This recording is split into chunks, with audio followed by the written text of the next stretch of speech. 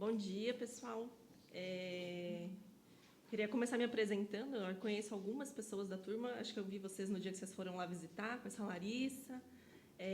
Meu nome é Magda, eu sou dentista, vou botar aqui um slide para vocês verem. Sou dentista como vocês, colega. Eu sou especialista em implantodontia, mestre em periodontia. E comecei agora, esse ano, porque eu não tinha mais nada para fazer, o doutorado em implante lá na Universidade de Guarulhos. Eu sou orientanda do professor Jamil desde a iniciação científica, né? Trabalho na Plenum desde a época da startup. Então, eu comecei trabalhando na Plenum. Eu gosto de contar um pouquinho da história, só para vocês entenderem por que eu estou aqui hoje, né? Eu comecei a trabalhar na Plenum em 2017, quando a Plenum nem era Plenum ainda. A gente trabalhava na M3 Health, que era a empresa inicial, a startup mesmo. Lá, eu entrei na Plenum para escrever a documentação regulatória. Quando a gente está desenvolvendo uma empresa ou desenvolvendo um produto para ser comercializado, existe uma série de documentações que a gente precisa preencher para enviar para a Anvisa para a gente começar os processos de ensaio, começar desenvolvimento de produto, ensaio em animal. Então, eu entrei em 2017, ajudei a escrever essa documentação. Quando a gente recebeu os avais dos órgãos regulatórios, eu comecei, então, eu migrei de área, fui para o PDI. No PDI, eu trabalhei no desenvolvimento dos regenerativos, dos biomateriais e dos implantes. Eu basicamente coordenava a parte de validação de processo de produto e de biocompatibilidade. Então, todos os ensaios in vitro, todos os ensaios físico-químicos, ensaios em animais, eu ajudei a coordenar, participei de todos os ensaios. Em 2020, quando a gente teve o aval da Anvisa para começar a utilizar esses produtos em seres humanos, eu ajudei a estruturar a parte de pesquisa clínica, então os testes em seres humanos com os produtos. E aí, quando a gente foi para o mercado em 2021, quando a gente começou a vender, precisava de alguém que comunicasse com o cliente e que explicasse para ele tudo aquilo que a gente fez de desenvolvimento, que fizesse o que vocês estão conhecendo hoje, aí na pandemia teve bastante, né, de divulgação científica. Então, hoje eu coordeno o Learning Center, que é o Departamento de Educação Clínica da Plenum, que é um departamento criado para dar suporte tanto para a nossa equipe de vendas, quanto para o marketing, quanto para os nossos clientes. Então, no final da aula, eu vou passar para vocês um número do WhatsApp. Vocês, como alunos, têm direito, têm acesso também a esse canal. Então, qualquer dúvida técnica que vocês tenham a respeito do produto, né? O Matheus está aí mais do que preparado para dar suporte para vocês. Mas o que vocês tiverem de assunto técnico, de dúvida, qual que é o melhor grânulo para esse caso, qual que é o melhor enxerto para esse caso, vocês podem entrar em contato por esse canal, que é formado só por dentistas. Então, sempre vai ter um dentista especialista no produto para te responder, do ponto de vista de produto, qual é o melhor produto para aquilo que vocês estão procurando, para a técnica que vocês vão usar. Então, o objetivo hoje aqui é a gente conversar mais tecnicamente sobre o produto. Então, é muito legal se vocês interagissem, se vocês tirarem dúvidas, se vocês perguntassem, né? Porque aí a gente consegue aproveitar um pouquinho melhor. Às vezes, a gente acaba pulando algumas etapas, né? E aí, se vocês interagirem, às vezes me ajuda a lembrar de alguma coisa que eu posso estar esquecendo de falar, tá bom? Vocês já visitaram a fábrica, então eu não vou mostrar o videozinho institucional para vocês e a gente vai começar a falar direto a respeito dos implantes, tá? Vocês já chegaram a usar alguma coisa? Não? Não instalaram nenhum ainda? Então tá. Então, o Jamil, acho que no dia que vocês estavam lá, contou um pouquinho da história institucional, do porquê que a Plenum foi criada, né? Do porquê que a Plenum existe hoje. E aí, uma coisa que eu gostaria que vocês tivessem em mente é o seguinte: todas as outras empresas também foram criadas por dentistas, mas no caso da Plenum, a empresa foi uma consequência. Eles estavam desenvolvendo um produto, eles estavam buscando soluções clínicas para resolver a vida dos pacientes que eles tinham na cadeira, assim como a gente, né, que fica tentando buscar o melhor produto, a melhor técnica, a melhor solução. Vocês estão se especializando aqui por causa disso, né? E, como consequência dessa busca e dessa pesquisa, como eles não encontraram respaldo de outras empresas para o desenvolvimento desses produtos, foi que a Plenum foi criada. Então, vocês vão ver no kit cirúrgico, vocês vão ver nas embalagens, vocês vão encontrar nos produtos um monte de configurações e um monte de detalhes que vocês vão entender que foi um dentista que pensou naquilo para fazer, para entregar para vocês, né? Não foi pensado só do ponto de vista de fabricação, ou do que era mais fácil de ser fabricado, ou do que era mais fácil de ser entregue, mas do ponto de vista daquilo que melhoraria não só a sua rotina clínica, não só a tua manuseabilidade, como também o resultado para o paciente, né? Então, Para a gente começar, eu queria conversar um pouquinho com vocês sobre o conceito da impressão 3D, que é o principal diferencial e aquilo que está associado e que todo mundo, quando pensa em Pleno, a primeira coisa que se pergunta é o que é essa tal dessa impressão 3D desses implantes, né? O que tem de diferente nesse processo? Por que a Pleno, ao invés de comprar um monte de torno e sair usinando os implantes, por que ela se meteu a comprar impressora e sair imprimindo o titânio? O que tem de tão diferente nesse processo? Então, um dos primeiros paradigmas que existe é dizer que a Pleno é a primeira empresa a trabalhar com impressão 3D. Isso é uma meia-verdade, né? Quando a gente vai falar de impressão 3D, existem dois processos que podem ser utilizados para a confecção de um produto, de um biomodelo, de qualquer coisa, né? De uma peça. Existe o processo de manufatura subtrativa e o processo de manufatura aditiva, que são dois processos de impressão 3D, mas que têm um pouquinho de diferença. O processo de manufatura subtrativa é o processo mais comum que a gente está acostumado e que a gente já conhece. Por exemplo, quando a gente faz uma prótese fresada, é um processo de manufatura subtrativa, a impressão 3D, né? Você tem um bloco quadradinho, você vai num software, desenha o dente de acordo com o que você quer, no formato que você precisa, e o equipamento vai desgastar esse bloco até ele chegar no formato que você definiu. Então, isso é impressão 3D através da manufatura subtrativa. Todos os implantes que a gente conhece, independente da marca, eles são confeccionados a partir desse sistema. Então, a gente tem barras de titânio que vão para dentro do torno e esse torno ele vai desgastar essas barras até elas atingirem o formato do parafuso, no diâmetro e na altura que a gente quer, tá? Então, todos os outros implantes, desse ponto de vista, se a gente for parar para analisar, eles já são confeccionados através de impressão 3D, só que através de um processo de manufatura subtrativa. A confecção dos parafusos é feita dessa forma e, a partir do momento em que a gente começa a falar dos implantes da Pleno, a gente passa a falar, então, de um outro processo diferente, que é o processo de manufatura aditiva. Então, qual que é a principal vantagem da gente trabalhar com a manufatura aditiva comparado com a manufatura subtrativa? Existem algumas. A primeira delas, que chama mais a atenção, é a questão dos resíduos. A gente tem uma quantidade muito menor de desperdício de titânio quando a gente compara com a manufatura subtrativa. É cerca de 60% menor o desperdício de matéria-prima que a gente tem nesse processo. O segundo é que, assim como os equipamentos que vocês já estão acostumados de desgaste ou de fresamento, existe uma limitação geométrica daquilo que eu posso obter a partir da fresagem, a partir da usinagem de uma peça. É igual quando a gente está tentando tirar um terceiro molar, que está impactado e incluso. Todo mundo já passou por essa situação. Você vai cortar o dente, começa a inclinar, você fala, se eu conseguisse inclinar essa broca nesta posição, esse dente ia sair em 2 minutos. Eu precisava só cortar aqui, ó. E aí não dá para cortar daquele jeito, porque a broca não vai fazer curva, você não vai conseguir virar o motor naquele formato, e aí você fica lá brigando com aquele dente. É uma limitação, né, que o eixo de rotação daquela broca te impõe. No caso da usinagem para a confecção dos implantes, é a mesma coisa. Existem formatos, existem geometrias que a gente não consegue fazer no torno, porque a gente é limitada pela quantidade de eixos que aquele torno pode fazer. Então, não são todos os formatos que a gente gostaria de ter no implante que a gente vai conseguir executar nesse equipamento. Na manufatura aditiva, a gente já tem outros limitadores, como, por exemplo, a necessidade de a gente ter suporte para poder fazer impressão e a necessidade de um acabamento posterior, mas a gente não tem essa limitação geométrica. Todos os formatos são possíveis e são passíveis de serem impressos. As limitações são muito menores. No caso da confecção de implantes, a gente tem, então, uma vantagem relacionada à superfície desse implante e a gente vai conversar um pouco mais detalhadamente sobre isso.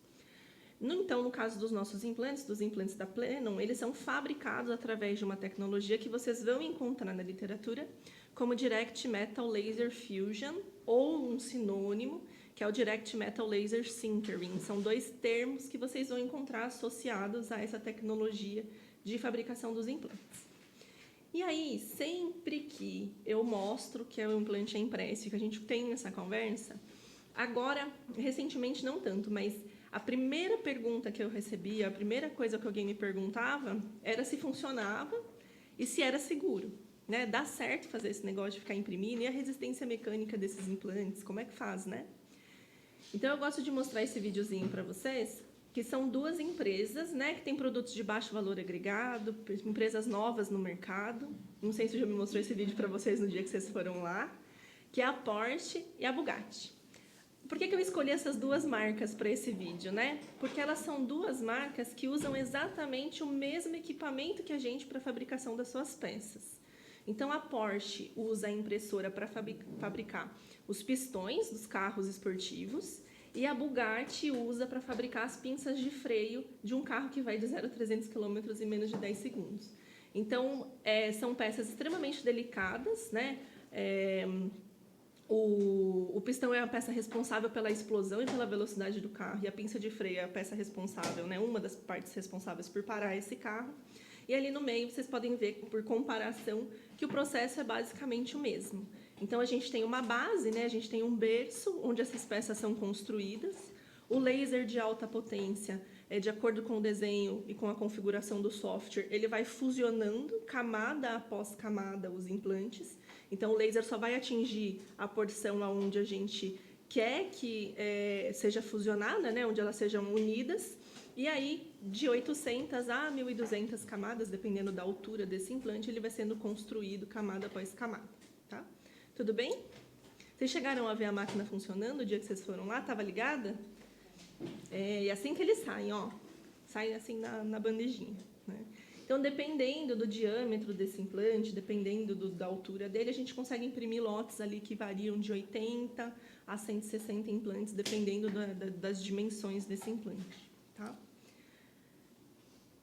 Tudo bem? Tem uma pergunta até aqui? Interajam, gente.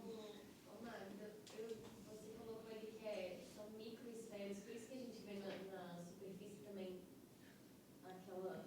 As esferinhas, Mas não é toda a superfície que tem esferas. Vocês programam onde que vai ter esse tipo de superfície ou é aleatório? Na verdade, é aleatório. A gente gostaria muito de conseguir padronizar, mas você imagina que para padronizar, a gente teria que botar cada areinha num lugar específico. A gente não consegue chegar nesse nível de controle ainda das esferas.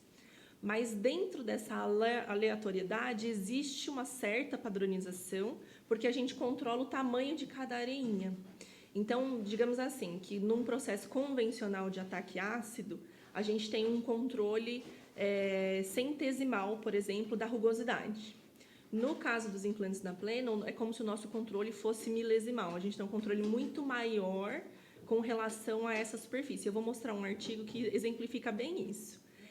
A rugosidade do nosso implante, o RA, né, a taxa de rugosidade do nosso implante, é cerca de 10 vezes maior do que de qualquer outro implante com tratamento de superfície convencional por duplo ataque ácido, por exemplo, ou jateamento de óxido. E essa característica da bolinha, hoje, né, eu gosto muito de parafrasear, tem umas coisas que o Jamil fala que eu gosto de parafrasear, que ele fala que a gente tem que botar data nas nossas definições, né? Então, hoje, não existe nenhuma tecnologia do mundo, a não ser a impressão 3D, para que você consiga essa superfície de implante. Pode ser que amanhã surja uma tecnologia que você consiga fazer, mas até hoje não existe nenhuma, tá? A Plenon hoje é a única empresa no mundo homologada a produzir implantes através da manufatura aditiva, na verdade, produtos médicos através da manufatura aditiva, porque além dos implantes, a gente também tem agora, aqui em Araraquara mesmo, trabalhando a homologação dos blocos, né? Mas ela não foi a primeira, existiu antes duas empresas, existiu uma empresa israelense e uma empresa italiana que fabricava implantes através de manufatura aditiva. Quais eram os problemas desses implantes? O controle de qualidade que eles tinham eram muito limitados. Então, eles acabaram não estando no mercado, porque começaram a fraturar e começaram a passar por uma série de problemas que a gente conseguiu solucionar dentro do nosso sistema. Só para vocês terem uma ideia, quando a gente comprou os equipamentos e começou a fazer os testes dos implantes, era segredo, né? Não sei se vocês chegaram a ver no YouTube, na comemoração de 2 anos, tem um vídeo que todo mundo que chegou na startup conta a história de como foi parar na Plenon, é bem legal. Mas quando a gente comprou os equipamentos e colocou na sala, vinha um pintor de parede. A gente pegava o lençol e cobria a máquina para ninguém ver. Vinha um técnico instalar o ar-condicionado, a gente cobria a máquina para ninguém ver. Porque na nossa cabeça era igual ao Nespresso. Você compra a máquina, compra o pó de titânio, faz o desenho, põe na máquina e imprime, né? Você vai lá e tá tudo bom, tudo certo. Qual que era o nosso medo? Esses fornecedores da área de saúde, a galera que vende torno, que vende equipamento para a fábrica de implante, não tem muitos fornecedores no mundo. Então, o fornecedor que vende para a gente vendia para todos os outros players da marca.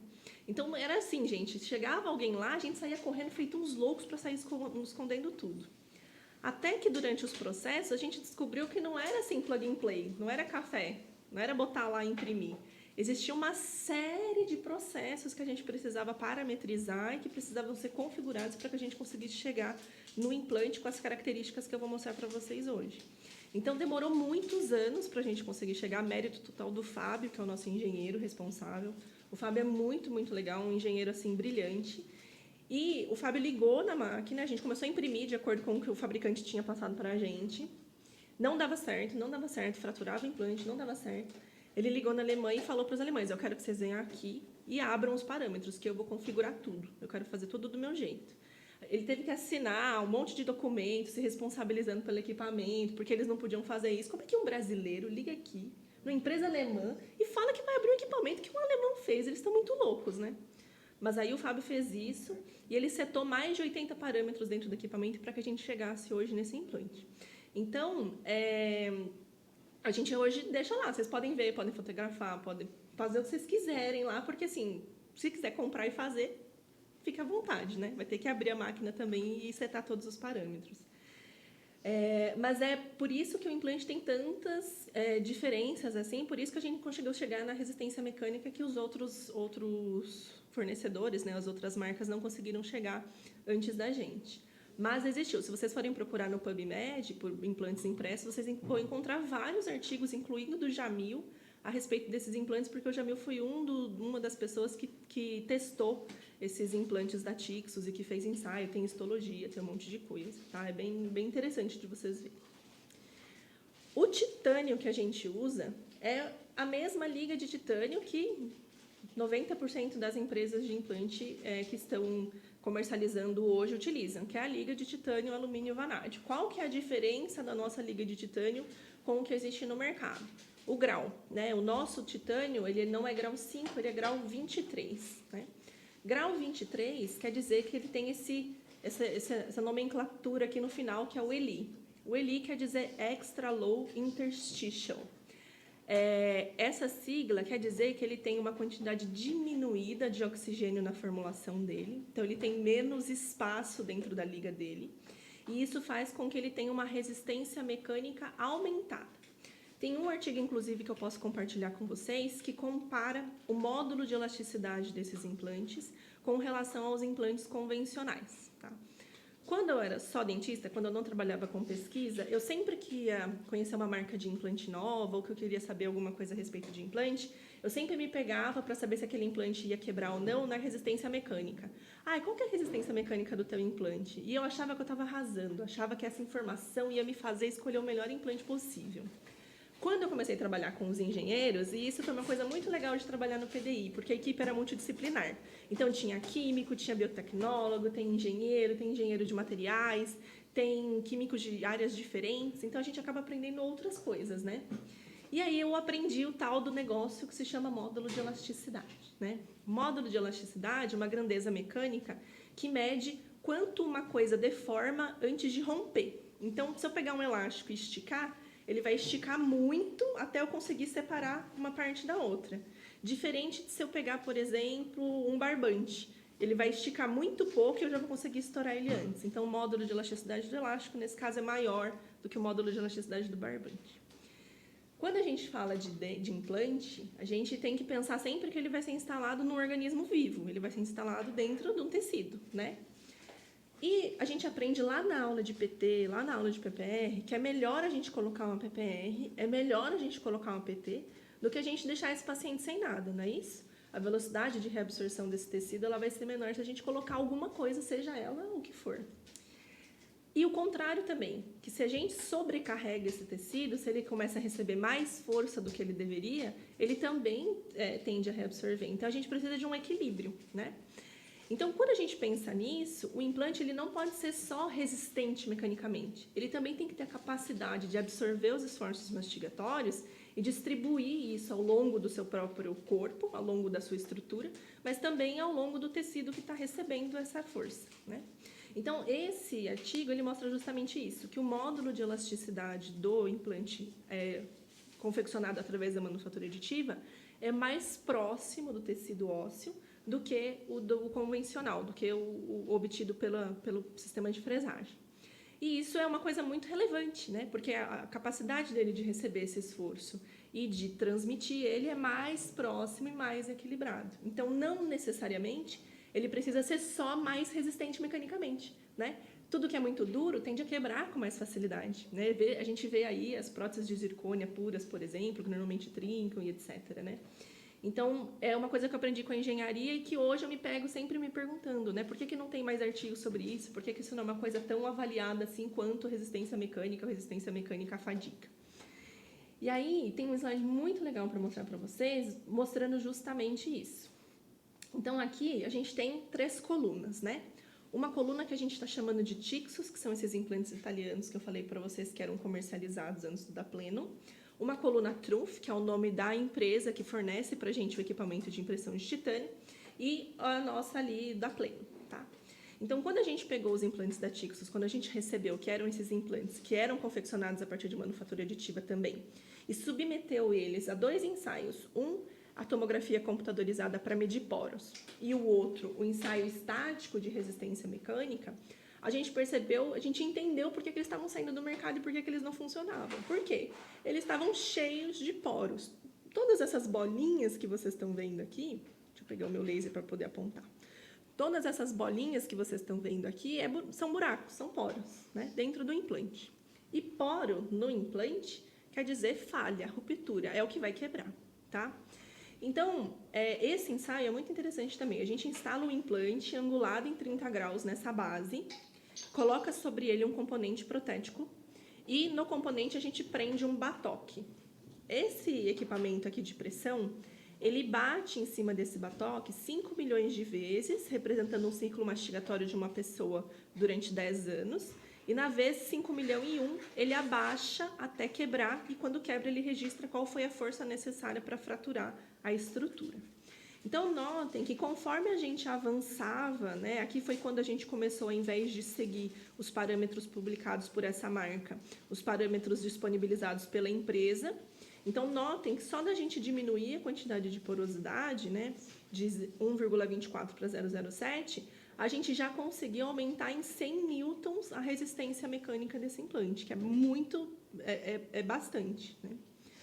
Mas, como eu falei para vocês, o nosso engenheiro entrou em contato lá com a Alemanha, fez todas as configurações do equipamento e hoje a gente consegue chegar num implante ali com uma porosidade interna de 0,08%, né, em casa centesimal.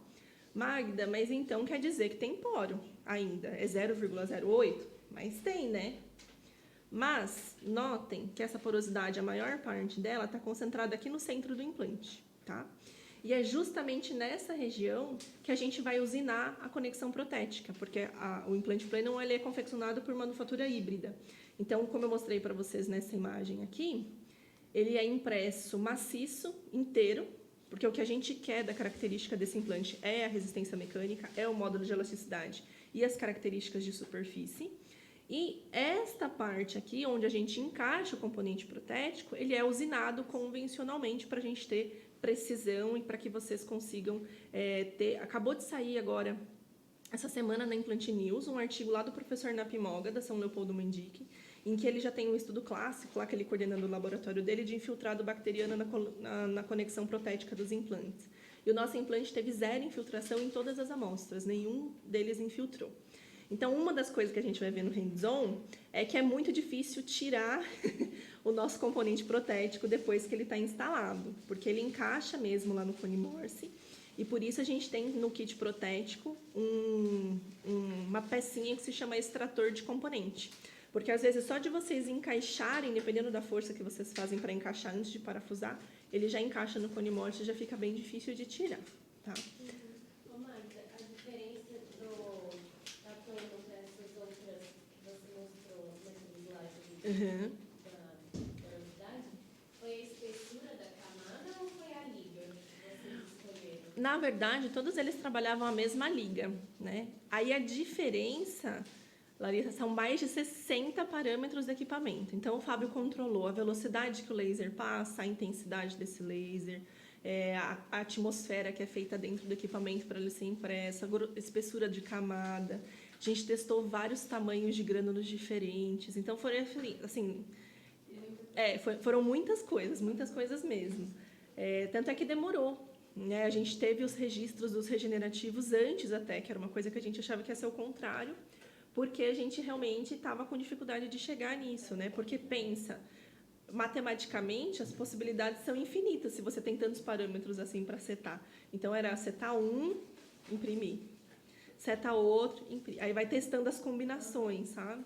Então foi um trabalho assim bem hercúleo mesmo, assim, mérito total do Fábio. O Fábio a gente pode até combinar um dia.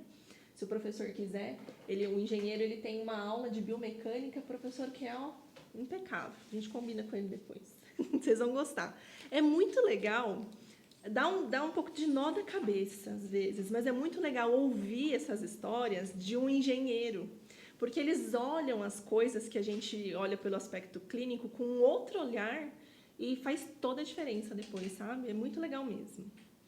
Como a gente estava falando da superfície, a Larissa até falou sobre essas esferinhas que tem na nossa superfície, e é justamente isso. Essa característica que vocês estão vendo aqui, vocês não encontram em nenhuma outra superfície de implante. Essa superfície hoje é única. A única forma de você conseguir chegar nessa superfície é através do processo de manufatura aditiva.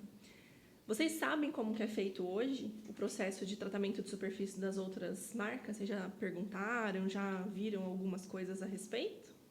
A gente teve uma aula bem legal da PI.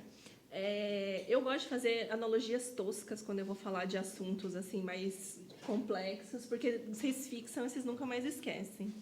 Quando eu vou falar de tratamento de superfície por ataque ácido, eu gosto de sempre fazer uma analogia com pastel. Vocês nunca mais vão esquecer. Então, imaginem assim, quando a gente está fazendo tratamento de superfície convencional, a gente tem uma série de combinações de ácidos em concentrações diferentes, em temperaturas diferentes. O implante ele sai lisinho lá do torno, como vocês viram naquele vídeo usinando o parafuso. E ele é mergulhado dentro dessa solução ácida. E ela fica mergulhada durante um determinado tempo, numa determinada temperatura. E esse ácido, ele vai corroendo a superfície, tá? Imaginem um tonel, né? Aqui tem pastel na feira, né? Então tem lá o negócio de óleo quente. Eles pegam um pastel e botam no óleo quente e frita. É o mesmo pasteleiro, o mesmo pastel, a mesma temperatura ambiente, o mesmo operador, tudo igual. E ele frita os pastéis, certo? Quando ele faz isso, cria bolinha na massa do pastel, certo? Que a gente está fazendo analogia aí com a superfície do implante. Quando ele tira esses pastéis e bota para escorrer, você olha para eles ali, todos são pastéis, todos têm cor de pastel, cheiro de pastel, cara de pastel, gosto de pastel, certo?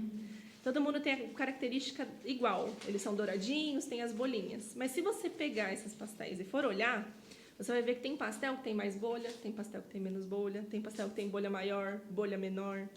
Eles são homogêneos, todos eles são características de pastéis, mas entre si eles são diferentes.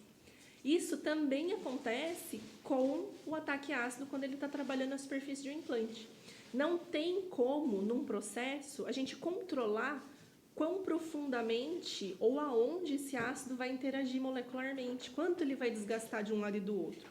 Dentro do processo, a gente tem uma homogeneidade, a gente controla um range, né, de agressão que esse ácido vai fazer, mas não existe a possibilidade de eu controlar e disso acontecer igual em todos os implantes da mesma forma, tá?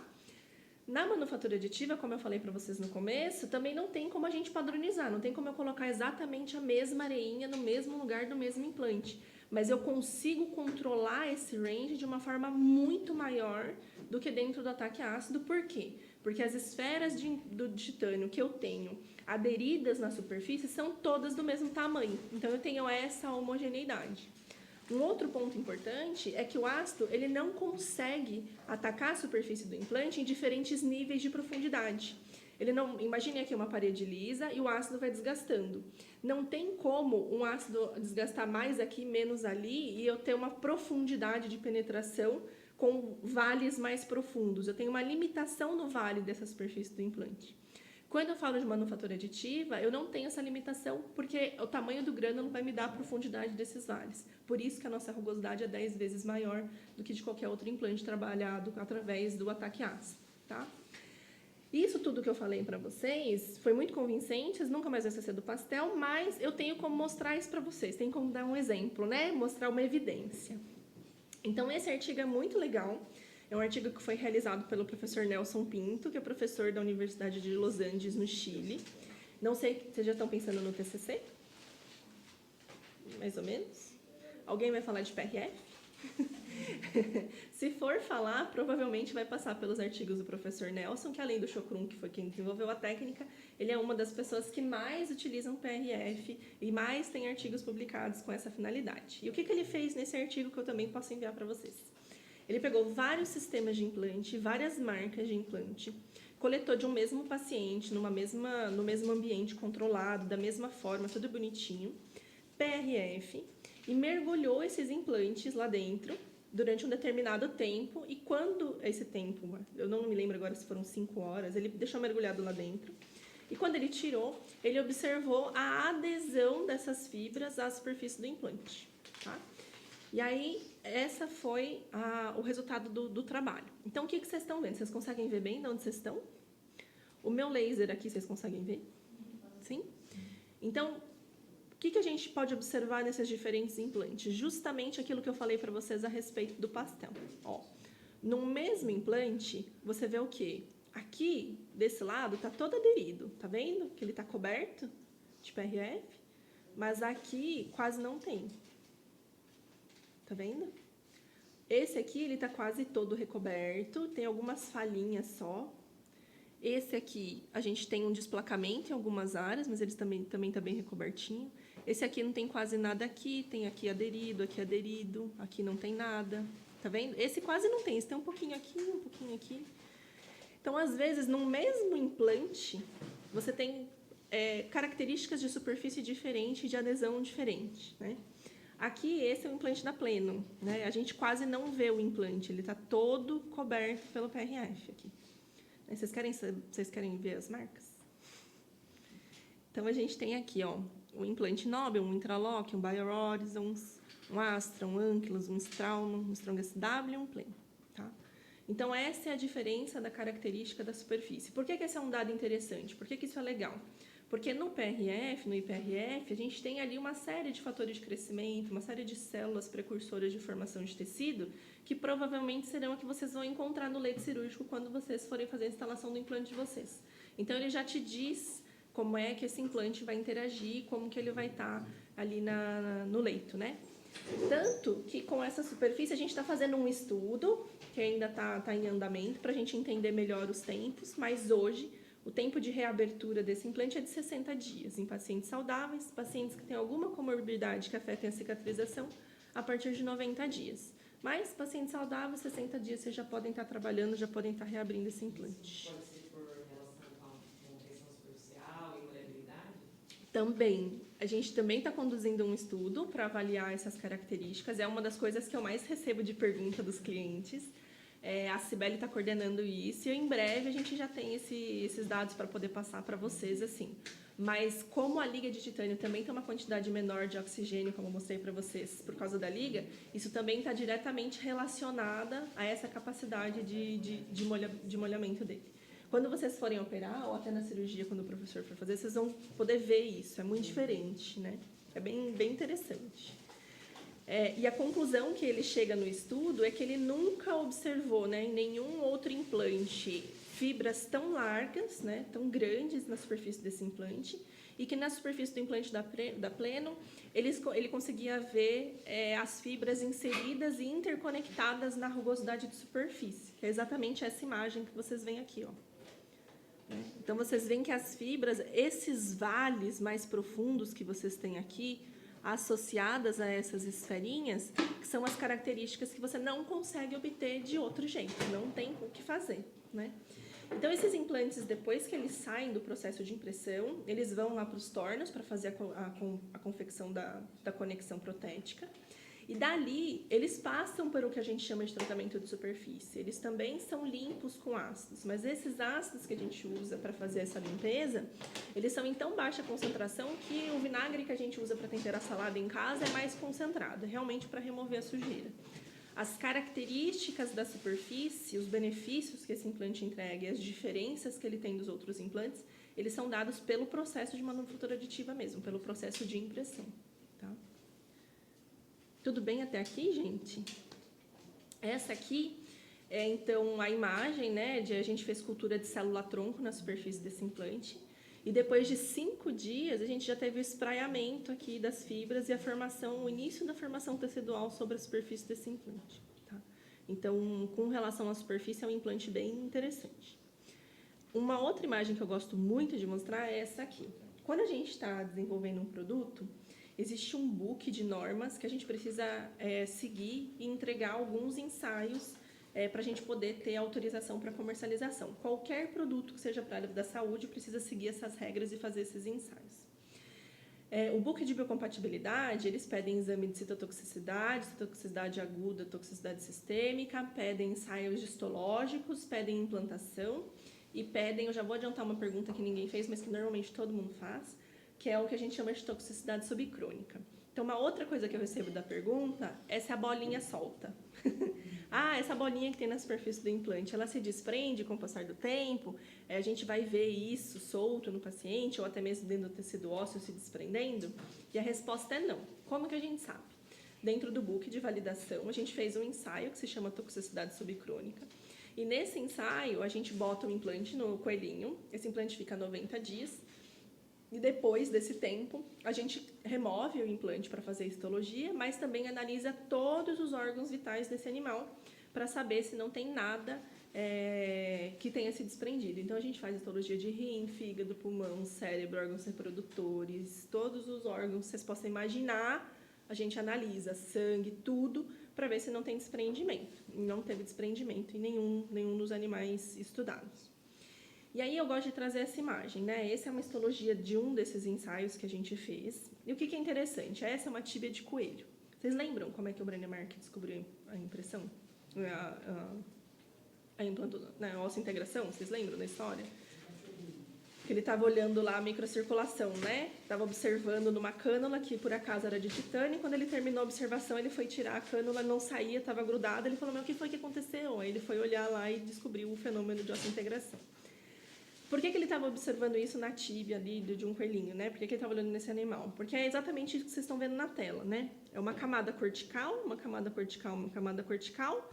E a gente não pode nem chamar isso aqui de medular. É um grande vazio, né? Não tem nada, é oco isso aqui, é só sangue mesmo. E o que é interessante da gente notar? A gente instalou o implante e a gente esperava que depois de 60 dias, que a gente ia ter a formação óssea acontecendo nos locais onde esse implante foi inserido, né? Mas o que a gente vê nessa histologia é realmente a migração do tecido dessas regiões em direção à superfície desse implante. E o que me diz que isso é uma migração e não é simplesmente uma espícula óssea que estava ali? Essa faixa aqui, ó, que é uma faixa característica de migração de tecido, né? Histologicamente, a gente consegue observar isso acontecendo. E a formação também em outras regiões que inicialmente não estavam em íntimo contato ali com aquele implante. Um outro ensaio que a gente fez também para avaliar a ossa-integração e as características desse implante é esse ensaio aqui, que foi um ensaio que a gente fez operando mini pigs. Então, a gente colocou 4 implantes de cada lado dos porquinhos. E depois que a gente fez a eutanásia, a gente analisou tanto histologicamente quanto através de micro-CT. Esse micro-CT a gente fez lá na USP de Ribeirão. Então, o que vocês estão vendo aqui? Aqui está vazio porque era região de seio, tá? Então, aqui, ó, você tem um implante instalado com o tapa-implante. Isso já é uma característica bem legal, que o nosso tapa-implante ele tem 1 milímetro de altura, ele não é no nível do implante. Porque aí, se vocês precisarem fazer a osteotomia aqui para poder acessar, não corre o risco de vocês acertarem com a broca a plataforma do implante. Fica mais fácil de vocês abrirem e preservarem esse ossinho lateral aqui. E aqui é o implante com o cicatrizador. E aí, a gente reproduziu a tese de mestrado do Jamil, onde vocês estão vendo esquisito aqui, isso aqui é fio dental. A gente botou os implantes, fio dental não, fio de sutura, e amarrou, fez amarrilha ao redor dos cicatrizadores para avaliar a perda óssea ali. Então, vocês veem que esse nosso cicatrizador, eu vou mostrar para vocês também, é de PIC. Então, vocês veem que mesmo depois de estar estimulada aqui a formação de biofilme, a gente não teve perda óssea associada ali a esse implante. Tem um artigo muito interessante, preliminar ainda, muito inicial, né, que foi feito lá na Universidade de Guarulhos, pelo próprio professor Jamil, com a professora Magda, onde eles pegaram discos de titânio tratados convencionalmente, discos de titânio liso, usinado, e discos de titânio impressos, e avaliaram a adesão da microbiota. Então, eles fizeram um biofilme e avaliaram como esse biofilme se formava em cima dessas plaquinhas de titânio. Por algum motivo que a gente ainda não sabe qual, porque esse é um estudo primeiro que foi feito, e ciência é assim, você faz um primeiro, vê se tem diferença. Tem diferença, a gente vai ver por quê, né? Vai caminhando. Porque poderia não ter dado diferença nenhuma e você só engaveta e vai viver sua vida. Mas como deu diferença, agora a gente vai investigar por que deu diferença.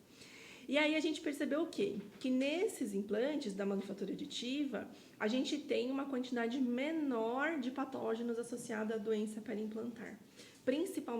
Principalmente da Porphyromonas gingivalis. Então, a gente teve uma colonização maior de bactérias associadas à saúde, do complexo amarelo e verde, e uma quantidade menor de patógenos do complexo vermelho e laranja. Por quê? Não faço ideia. Existem algumas hipóteses, né? Pode estar associado à morfologia da superfície do implante, que pode ser que desfavoreça a colonização. Pode ter a ver com a tensão superficial, por ser, né, uma característica diferente, uma manufatura diferente. Pode estar relacionada a essa quantidade menor de oxigênio da liga, porque aí afeta a composição do óxido de titânio que se forma. Pode ser um monte de coisa, a gente não sabe ainda. Então, agora tem um monte de gente fazendo um monte de pesquisa paralela para a gente descobrir o que é. Mas já é um dado muito interessante. Por que eu gosto de mostrar isso? Quer dizer que o meu paciente, isso é um estudo in vitro, né?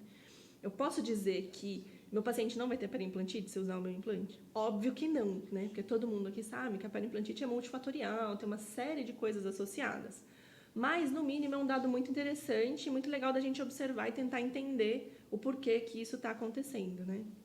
Eu vim lá de Guarulhos, não sei se vocês sabem, mas lá é uma pós-graduação muito forte na área de pesquisa de microbiologia oral, né? A professora Magda aí tem uma longa experiência em pesquisa com microbiologia, etiologia de doença periodontal, e o professor Jamil, a linha principal de pesquisa dele é com periimplantite. Então, eles vão conduzir toda essa parte desse estudo, e aí, quando a gente tiver mais notícias, eu trago para vocês os próximos estudos, vou mandando, me mantenho, mantenho vocês atualizados, né? E aí, falando agora um pouquinho mais do produto em si, não tanto assim dessas características, antes da gente mudar, vocês têm mais alguma pergunta para fazer sobre o implante, sobre a superfície? Não? Então, a gente vai falar agora um pouquinho do produto mesmo, do implante em si, né? A gente estava falando até agora da parte científica, mais da superfície, e essa é a carinha desse implante, né? Então, o que foi pensado do ponto macrogeométrico? A gente falou agora só de microgeometria. Então, pensando em macrogeometria. Quando eu falei para vocês e comecei a explicar sobre as características do processo de impressão 3D, a gente falou que existia uma série de limitações geométricas que a gente não conseguia fazer com o torno e que a gente pode fazer isso com a manufatura aditiva. Então, se vocês notarem aqui, esse implante ele é um implante cônico-cilíndrico, né? Então, ele tem essa base cônica, mas essa plataforma mais perto aqui da plataforma, ela é cilíndrica. E a gente tem uma característica de superfície nas espiras iniciais desse implante que ela é quase curvada para cima. Vocês veem que elas têm uma leve angulação aqui. Por que a gente tem essa característica aqui? Isso vai ajudar vocês a estabilizarem esse implante, a ter um travamento nesse implante, principalmente em região de alvéolo fresco, tá? Isso aqui ajuda no travamento apical, no rosqueamento, na hora que vocês estão instalando esse implante. Da metade para cima, essas espiras elas já se tornam trapezoidais, elas ficam mais largas e tem uma inclinação menor quando comparada a essas espiras aqui embaixo. Isso auxilia no travamento lateral quando vocês estão trabalhando com um reborde cicatrizado. Então, é um implante que ele tem indicação tanto para mandíbula quanto para maxila, não tem diferença desse implante. E ele também é indicado tanto para procedimento imediato quanto para procedimento tardio, com essas características do implante que vão te ajudar no travamento, seja no preparo, seja no alvéolo fresco. Aqui vocês vão notar que existe uma leve angulação, né? Ele diminui um pouquinho ali em cima, e isso é justamente para aliviar a tensão da crista marginal. Então, ele não vai pressionar a crista óssea marginal, isso vai favorecer a formação óssea sobre a plataforma. E o tratamento de superfície também é realizado até o topo aqui. Então, você também tem o favorecimento da formação óssea aqui em contato com o seu componente. Esse implante ele é plataforma switching, então você tem componentes protéticos de acordo com a família, tá? E como que isso funciona? A gente tem a família de implantes RE, que vocês vão reconhecer sempre pela cor amarela. Então, na Plenum, tudo é color-coded. Tudo que é cinza no nosso sistema, seja no kit cirúrgico, no kit protético, é de uso comum. Você vai usar independente da plataforma do implante que você está trabalhando. Mas, se houver uma sinalização, se houver uma cor, isso quer dizer que aquele instrumento é para, ou o componente protético, é para aquela plataforma de implante. Então, quando vocês forem comprar produto com o Matheus, vocês não precisam falar para ele que você está usando um implante de 3,5, de 4, 4,5, 5 ou 6. Vocês vão falar para ele que vocês querem um componente do implante RE. E aí, independente do tamanho do implante, esse componente ele é intercambiável. Sendo da mesma cor, sempre vai encaixar, tá? Então, a nossa linha de componentes ela é bastante enxuta, mas vocês conseguem resolver todas as necessidades clínicas de vocês com essa quantidade de componentes. Eu não sei vocês, mas quando eu estava na especialização, a professora Suzana, lá da prótese, dava essa aula de componentes protéticos, e eu assisti essa mesma aula umas 3 ou 4 vezes, porque até eu entender, até entrar na minha cabeça que mini pilar, miruscone, microunit e era tudo a mesma coisa, eu demorei aulas, entendeu? Então, o que a gente tentou fazer é usar uma nomenclatura mais simples dentro do sistema e um sistema que entregasse para vocês as necessidades clínicas que vocês têm, sem muita complicação, né? Então, aqui a gente tem o nosso cicatrizador. O nosso cicatrizador ele é de PIC, né? A gente não tem o cicatrizador de titânio. E eu já vou explicar para vocês por que a gente tem esse cicatrizador. A gente tem um componente exclusivo para confecção de provisórios. Tem o UCLA para confecção de prótese metalocerâmica. Tem T-Base para fluxo digital. Tem o pilar Plenum, que é um pilar intermediário, né? Ele serve tanto para prótese parafusada quanto para prótese cimentada ou para fluxo digital, ele também está na nossa biblioteca. E para prótese múltipla, a gente tem as duas opções de mini pilar, o mini pilar reto e o mini pilar angular. Não sei se vocês gostam, esse é um assunto controverso, mas para quem gosta, tem por componente protético também para fazer overdenture, tá? Quando eu estava na especialização, quase não fiz, quase não vi, mas aí depois eu fui atender, eu no sábado ainda vou para o consultório, eu moro em Jundiaí hoje por causa da fábrica, mas a minha família é toda de Atibaia, então eu atendo lá num consultório, e lá eu tenho muito paciente muito velhinho. Aí eu dei valor na tal da overdenture quando eu comecei a atender esses pacientinhos assim. Nosso pilar Equator é um pilar compatível com as borrachinhas Equator também, a gente tem isso no nosso portfólio, não é O-ring nem barra clip, é um sistema de fixação através de borrachinhas coloridas, vocês escolhem de acordo com o nível de retenção que vocês querem para essa prótese, tá? Além desse implante, né, que é o implante regular, então, que é o que vocês vão usar em 90% dos casos, a gente também tem 2 famílias de implante dedicadas a casos mais restritos, que provavelmente será o que você vai usar, viu, professor? Na sua região super restrita. Que é o implante Slim, é o nosso implante de 3.0, é um Slim pro lateral, né? É isso aí. É um implante de plataforma reduzida, um implante de 3.0, tem altura de 8, 10, 11,5, 13 e 15, e todos os componentes dele, né, são com parafuso passante. E você tem todas as opções de componente. Quais são as opções de componente que você não tem para esse implante?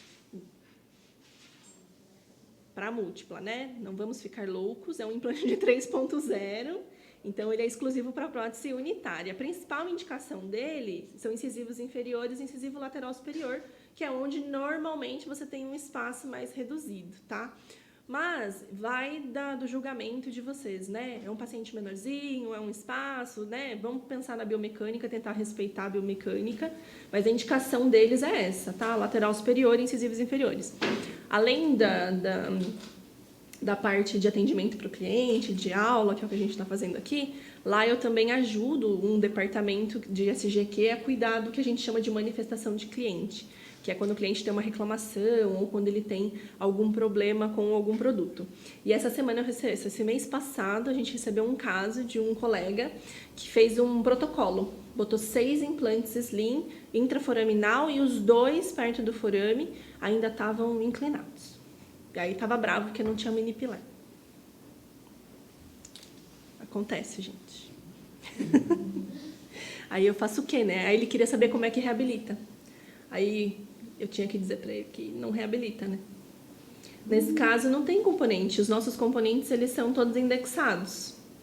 Então, como é que ele vai fazer uma barra, fundir uma barra em cima para poder... Não dá. E sem contar que esses implantes estão fadados a falhar, né? Porque são implantes de 3.0 não estão preparados para receber esse tipo de carga. É a mesma coisa da gente usar o implante curto. A gente deve sempre associar ele com implantes de maior diâmetro, não é isso? Mesma coisa do Slim. E aí, a gente também tem esses implantes curtos. São implantes de plataforma de 4,5, 5 e 6, né? E aqui 5, 6 e 7 milímetros de altura. Vocês vão notar que a gente tem componentes tanto para prótese múltipla quanto para prótese unitária para esse implante, mesmo a indicação clássica dele sendo para a confecção de prótese múltipla associada ali a esses implantes, tá? Por que a gente tem a opção do componente unitário? Porque tem uma revisão sistemática recente que mostra que a previsibilidade, a longevidade do tratamento de implantes de 7 milímetros unitário é comparável aos implantes de maior diâmetro de 8 a 10, tá? Então, a indicação da utilização desses componentes unitários é para o implante de 7 milímetros, tá? De 5 e 6, sempre numa prótese múltipla associada a implantes de maiores diâmetros, tá bom? Além desses componentes que eu mostrei para vocês aqui, a gente tem também os componentes para fluxo digital. Então, para a reabilitação digital, vocês têm 3 opções de trabalho. Pode trabalhar T-Base, o T-Base tem as mesmas dimensões que os T-Bases de outras empresas, porque essa parte aqui precisa ser compatível com os blocos perfurados, né? Então, é a mesma dimensão, mas o nosso diferencial é que dentro do sistema da Plenum a gente tem 6 alturas de cinta, tá? Então, todos os nossos componentes protéticos, ele tem cinta de 1 a 6 milímetros, cicatrizador, provisório, todos os componentes. Então, vocês tem que instalar o nosso implante por Secone Morse no mínimo 1 milímetro infraósseo, tá? Mas, se vocês quiserem instalar mais, ele vai até 6 milímetros, vocês conseguem reabilitar com tranquilidade dentro do sistema. Tem o pilar pleno, né, que é o pilar intermediário, então para eles a gente tem coppings, você pode usar inclusive esse pilar para trabalhar one time, one abutment, bota lá o implante, bota esse pilar e só troca o copping, faz o provisório, como se fosse um mini pilar, só que para prótese unitária, tá? E aí você pode trabalhar ou parafusado, ou cimentado, ou fluxo digital, nesse mesmo pilar, tá? Porque a gente tem aqui o escambare para ele. E se for fazer prótese múltipla, a gente tem aqui também o fluxo para o mini pilar. Além do escambare, a gente também tem isso aqui que a gente chama de análogo híbrido, porque esses análogos aqui, eles servem tanto para o modelo de gesso quanto para o modelo impresso. A diferença é que num você vai prender lá no gesso na hora de vazar e o outro você precisa de uma chavinha para poder parafusar isso dentro do modelo, mas existem as duas opções, tá? O kit cirúrgico eu vou mostrar para vocês a caixa organizadora, mas a gente vai falar mais detalhadamente dela, eu vou demonstrar ela para vocês na hora da gente fazer o hands-on, tá? Mas é um kit em alumínio, não sei se vocês viram um dia que vocês foram lá, vocês chegaram a ver. É um kit em alumínio, né? Então ele tem características de armazenamento um pouquinho diferente dos kits de plástico, tem uma resistência muito maior. Tudo que vocês veem aqui de letra, de marcação, de que tem aqui, é tudo feito a laser. Então vocês podem lavar à vontade, pode deixar na mão do auxiliar, ela não vai conseguir destruir, porque não sai, é laser essas gravações aqui. E por que a gente escolheu o alumínio? Por alguns motivos. Primeiro, porque ele pode ser passível de marcação a laser. Segundo, que ele pode ser anodizado. Então, essas opções coloridas que vocês estão vendo aqui, elas não são pintadas, isso não vai sair, não vai desplacar. Isso é uma alteração no alumínio mesmo. Então, são cores permanentes. E segundo, porque quando a gente está no curso de especialização, a gente às vezes não tem 200 kits para atender. Então, a gente às vezes esteriliza um rapidinho para poder atender o próximo. E, né, no começo a gente tem um só, no máximo 2. Aí, o alumínio, ele tem uma taxa de transmissão de temperatura mais acelerada. Então, quando você tira do autoclave e bota na mesa, bem rapidinho ele já esfria. Você não precisa se preocupar em ficar jogando ar, sei lá, fazendo alguma coisa para ele esfriar. Fica bem mais fácil. Além disso, vocês também vão poder ver, né, o nosso kit de cirurgia guiada, que é um kit que, clinicamente, eu, quando estava na especialização, a gente não chegou a fazer nenhum kit de cirurgia guiada. E uma vez eu perguntei pro professor, a gente não vai fazer nada de cirurgia guiada no curso? Ele falou assim, Magda, até eu montar aquela parafernália toda, achar os redutores e começar a fazer o negócio, eu já botei 6 implantes, o paciente já foi embora, entendeu? Então, é muito demorado, a gente acabou não fazendo. Então, quando a gente foi sentar para ver essa questão do kit, para fazer o desenvolvimento desse kit, ele tem várias características que se assemelham muito à cirurgia convencional.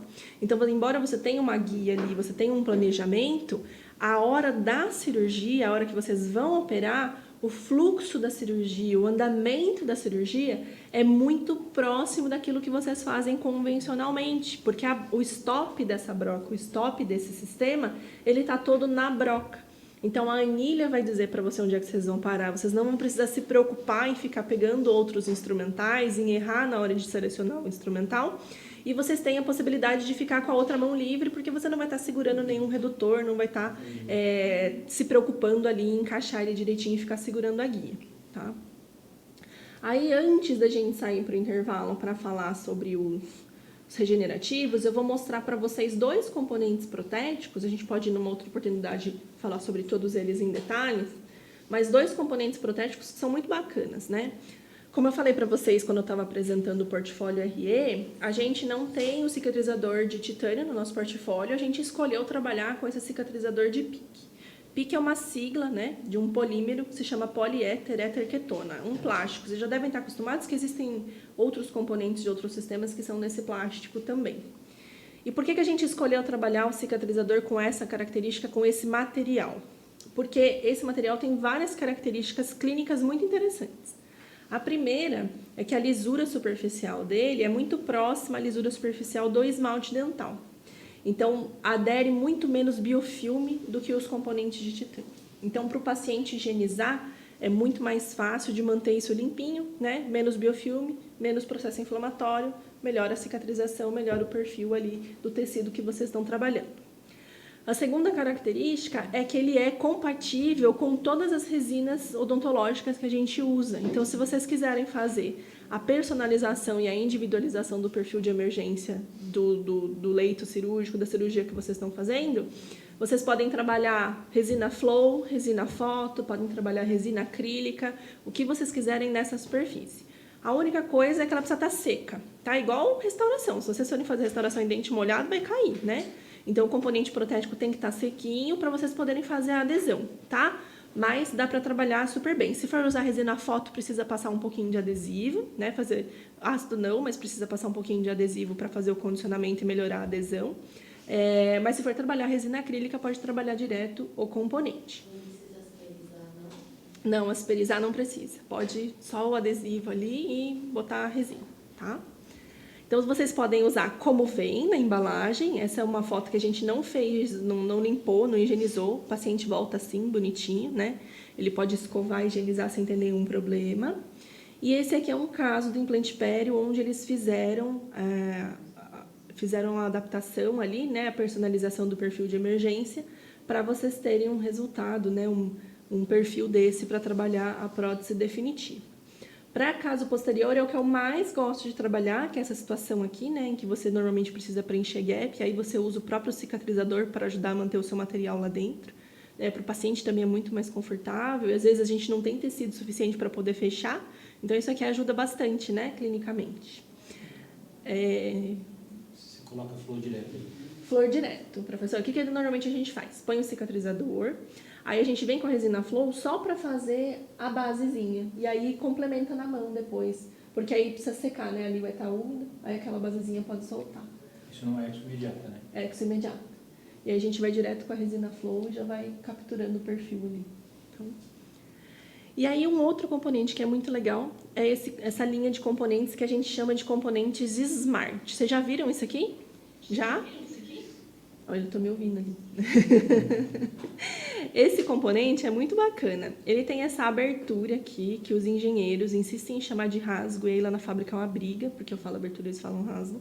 É a mesma polêmica de broca e fresa, o que é broca pra gente é fresa pra eles, o que é fresa pra eles é broca pra gente, entendeu? Aí a brigaiada lá, porque os engenheiros querem colocar o nome da engenharia. Eu falo, mas você vai vender pra dentista, então você precisa botar o nome que a gente usa.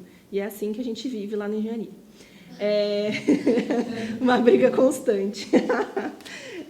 E aí, assim, eles falando, é muito engraçado, gente, biológicas e exatas, a linha de raciocínio, o jeito de trabalhar é muito diferente. Eu sou tudo do PowerPoint. Se qualquer coisa que vocês me pedirem, eu vou resolver no PowerPoint. Eu vou fazer um fluxo, uma tabela, uma imagem, não sei o que. Tudo que você pedir para o engenheiro, ele vai te entregar no Excel. Tudo, qualquer coisa, ele vai te entregar no Excel. Até um desenho eles fazem no Excel, entendeu? É muito engraçado, muito diferente. Esse rasgo, essa abertura, então, ela permite que vocês usem essa chavinha, que é uma chavinha que vem no kit protético, vem no kit cirúrgico também, que é a chavinha que a gente chama de hexalobular ou angular. Essa chave permite que vocês deem torque no parafuso, consigam prender esse parafuso no implante, mesmo com a chave angulada em até 25 graus. Então, nessa situação aqui, se eu fosse trabalhar um parafuso convencional, um parafusinho de 1.2, o que eu ia precisar fazer na reabilitação definitiva? Trabalhar uma prótese cimentada, né? Porque aqui o buraquinho que eu ia precisar ter para essa chave passar ia ficar na incisal do paciente. Então, provavelmente, era uma reabilitação que eu ia ter que usar ou um componente angulado ou fazer uma prótese cimentada. Nesse caso, como você consegue mudar o eixo de inserção da chave, você consegue dar o torque mesmo com a chave angulada, você consegue continuar trabalhando com esse componente protético, mesmo esse implante não estando numa posição ideal. Talvez nessa imagem aqui faça mais sentido, ó. Tá vendo? Então, quando você angula, você sai desse eixo de inserção e passa a continuar trabalhando com um eixo de inserção mais favorável. Vocês vão manipular a chavinha na hora do hands-on também, tá? Essa possibilidade, ela está disponível nesse componente, que é um componente provisório, tá? Ele tem a base de titânio, aquele cicatrizador que eu mostrei para vocês, ele não tem resistência mecânica suficiente para suportar um provisório, porque ele é todo de plástico. Então, para a confecção de um provisório, a gente tem um componente protético que se chama provisório, tá? Esse componente ele tem a base de titânio, porque essa base de titânio te dá resistência mecânica e compatibilidade ali com a conexão protética do implante. Ele tem um complemento de titânio aqui em cima também para dar resistência mecânica, mas esse corpinho aqui é de pique, justamente pelas características que eu falei para vocês de adesão. E aí a gente já tem aqui essas ranhurinhas para ajudar na retenção do provisório. Aí você não precisa asperizar porque já tem essas ranhurinhas aqui. Cada ranhurinha dessa mede 1 milímetro. Então, se você precisar cortar, você pode pegar um disquinho de carborundum e cortar. Inclusive, a parte do titânio, que ela é bem fininha, você consegue cortar também, individualizar, tá? Qual que é o seu limite de corte? O parafuso, né? Do parafuso para baixo, você não vai conseguir cortar mais. Mas até aqui, você consegue trabalhar cortando aqui essa base. Então, esse é um componente provisório. Aí, para a reabilitação definitiva, essa solução Smart está presente no UCLA ou no T-Base. E aí, no caso do T-Base, não pode ser no bloquinho perfurado, porque senão você não vai conseguir angular. Vai precisar ser no bloquinho sólido ou nos disquinhos na hora de fazer a confecção da prótese. Tá bom? Tudo bem? Alguma pergunta, gente? Não? Então, vou mostrar para vocês, ó, a solução. Isso aqui eu posso enviar para vocês também, para vocês terem fácil, tá? Então, quando a gente instala um implante, a gente tem duas coisas podem acontecer. Ele pode ter estabilidade primária ou pode não ter estabilidade primária. Se ele não tem estabilidade primária, só tem uma coisa que eu posso fazer, que é botar o tapa-implante e esperar cicatrizar, né? Esperar ela se integrar ali o tempo do meu fabricante. Se ele travar, se eu tiver estabilidade primária, eu, como dentista, sou soberana em decidir o que é que eu vou fazer. Se eu vou botar um cicatrizador, se eu vou botar tapa-implante, se eu vou fazer um provisório. Aí a escolha clínica cabe a mim, dependendo daquilo que eu planejei para o meu paciente. Então, aí vocês têm as 3 opções. O tapa-implante, ele já acompanha o implante na embalagem. Então, vocês não precisam adquirir o tapa-implante separado. E aí, vocês podem escolher trabalhar tapa-implante, cicatrizador ou provisório. Para a confecção da prótese definitiva, no caso de ser uma prótese unitária, você pode trabalhar ou o UCLA para fundição metalocerâmica, Ou o pilar plenum, que foi aquele que eu falei para vocês que dá para trabalhar coping cimentado, parafusado ou fluxo digital, ou o T-base, tá? E aí vocês têm as duas opções de coping. O coping de titânio para confecção de provisório, porque ele é mais resistente, e o coping de cromo cobalto para fazer a confecção ali da parte metálica, tá? E no caso da prótese múltipla, vocês ainda têm as mesmas opções aqui na fase transitória, né, na fase de transição, mas a opção de trabalhar o mini pilar reto ou o mini pilar angulado, ou se for trabalhar over denture, como eu falei para vocês, o pilar equator para reabilitação, tá? E sempre dentro da mesma família. O único pilar que vocês vão precisar passar mais do que a informação de qual é a família e qual é a altura da cinta que vocês querem é o pilar pleno, porque ele tem duas alturas interoclusais. Então, você vai precisar escolher se você quer a de 6 ou a de 4 milímetros. O restante, você vai falar para o Matheus, Matheus, eu quero um cicatrizador RE de cinta de 4 milímetros. Só. Sendo amarelinho, tudo vai encaixar no amarelinho. O interno do implante, né, a conexão protética do implante, ela é anodizada. Então, mesmo depois do implante instalado no paciente, só de olhar pela cor você já sabe qual é a plataforma que você está trabalhando, tá? E aí tem antes da gente parar para gravar, uma informação muito, muito importante sobre os nossos componentes protéticos, que tem bastante a ver com aquilo que eu falei para vocês no começo da aula a respeito da compatibilidade desses implantes e do infiltrado bacteriano, tá? Deixa eu ver se eu acho uma imagem aqui que fica fácil de mostrar para vocês. Deixa eu abrir uma outra apresentação. Todos os sistemas que vocês estão acostumados a trabalhar, eles têm o parafuso de fixação do componente protético é sempre do mesmo tamanho, né? Então, se você está trabalhando com um componente protético que tem uma cinta de 1 milímetro ou um componente protético que tem uma cinta de 6 milímetros, o parafuso é sempre da mesma altura, né? A gente tem sempre o mesmo tamanho. No caso dos componentes protéticos da Plenum, deixa eu ver se eu consigo ativar o meu laser aqui, peraí.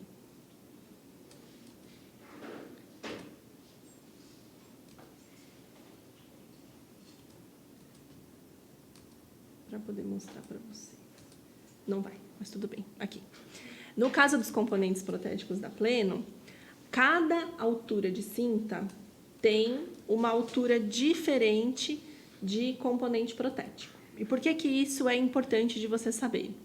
Porque se por acaso vocês estiverem trabalhando com uma prótese múltipla que tem vários parafusinhos de alturas diferentes, na hora de tirar, vocês precisam botar isso em ordem. Porque se você misturar, depois na hora que você for voltar os parafusos, você vai ficar 2 horas e vai lembrar de mim de uma forma não muito carinhosa. Então, eu já estou dando essa informação, tá? Em vez do DAPing, vocês colocam numa gazezinha, assim, eles alinhadinhos. Por que a Play não fez isso? Para complicar a vida de vocês, deixar mais difícil, já é chato ficar tirando esses parafusos. Eu gosto de operar, não gosto de ficar tirando os parafusinhos da prótese. Por que a gente fez isso? Porque pensem comigo. Se você está trabalhando um implante que tem uma cinta de 6 milímetros, só que o meu parafuso é sempre padrão, ele tem 1 milímetro, ele vai acabar mais ou menos aqui, ó. Com o que vocês vão encher aqui? Com o da rosca e o bioplique aqui, ou a resininha aqui em cima. Vocês concordam que essa parte toda aqui fica oca? Né? Então, quando a gente preenche isso aqui por massa metálica, por material metálico, a gente aumenta primeiro a retenção desse parafuso dentro do implante e segundo a resistência mecânica do conjunto protético que você está trabalhando. Uma outra vantagem é que sempre que vocês forem abrir com a broca ali, esses parafusos com relação ao componente sempre vão estar no mesmo lugar. Essa distância aqui, ó, é sempre a mesma. Não vai ter um aqui em cima, um outro lá embaixo. Eles vão estar sempre na mesma posição na hora que você for reabrir, tá? Então, só precisa se... Isso, aí no kit cirúrgico e no kit protético tem esse instrumentalzinho aqui que chama profundímetro, que você encaixa dentro do implante e aí você consegue já saber a altura de cinta que você precisa de componente protético. Por que ele é pequenininho assim, né? O pessoal reclama, ele é muito pequenininho. Porque se você pedir para o seu paciente fechar ou ocluir bem devagarzinho, você consegue ter uma ideia também do espaço interoclusal que você tem ali. Por isso que ele é feito pequenininho assim. Ele tem um buraquinho para você passar fio dental, passar um fiozinho para ele não cair, mas ele é pequenininho pensando nisso. E você não precisa ficar contando os risquinhos. Ele tá gravadinho o número aqui, tá vendo? Conforme você vai girando, ele tá marcado de 1 a 6, que são as opções das cintas protéticas que a gente tem, tá? Então, na hora da cirurgia, você já sabe o tamanho da cinta, você já consegue ver a altura interoclusal. Se for trabalhar com o pilar pleno, já sabe qual é que tem que pedir pro Matheus. Já tá tudo organizado. É o tipo de coisa que eu falei para vocês que um dentista pensou para vocês, entendeu?